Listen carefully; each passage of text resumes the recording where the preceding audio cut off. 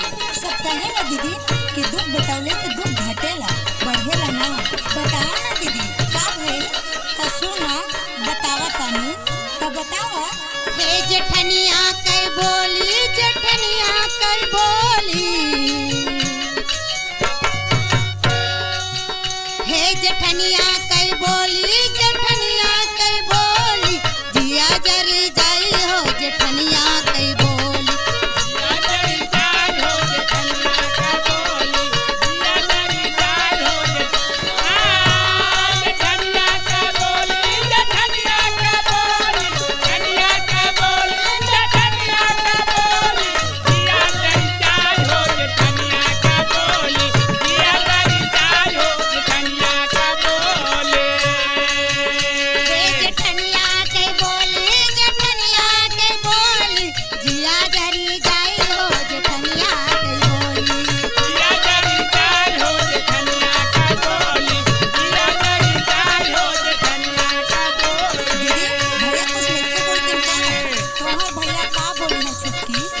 सीधा साधा हुए हमरे सजनवा हो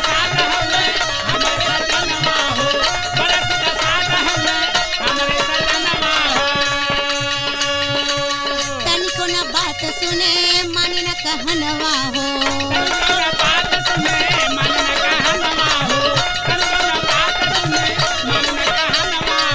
हे बोले मीठी बोली बोले मीठी बोली जिया जरी जाई हो जेठनिया कई बोली जिया जरी जाई हो जेठनिया कई बोली जिया जरी जाई हो जेठनिया कई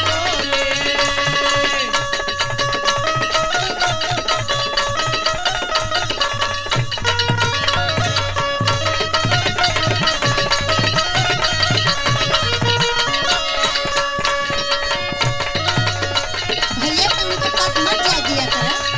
उन्हों जब हमार बात मानी तब ना अपने इशारा पे हरदम नचावे हो अपने इशारा पे हरदम नचावे हो अपने इशारा पे हरदम नचावे हो कबो चाउमीन कबो फुल्की मंगावे हो कबो चाउमीन कबो फुल्की खिलावे हो कबो चाउमीन कबो फुल्की खिलावे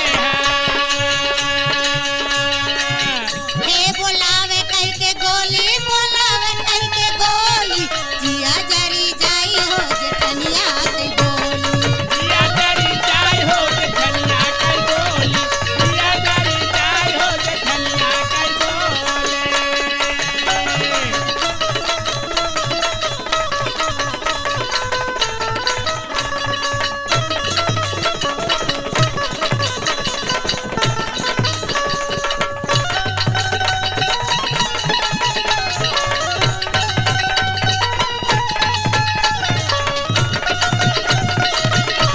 तोहार सास नहीं बोलतिन का दीदी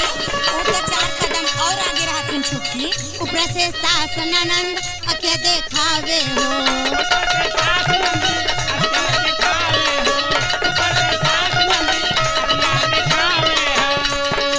घरवा के काम सब हमसे करावे हो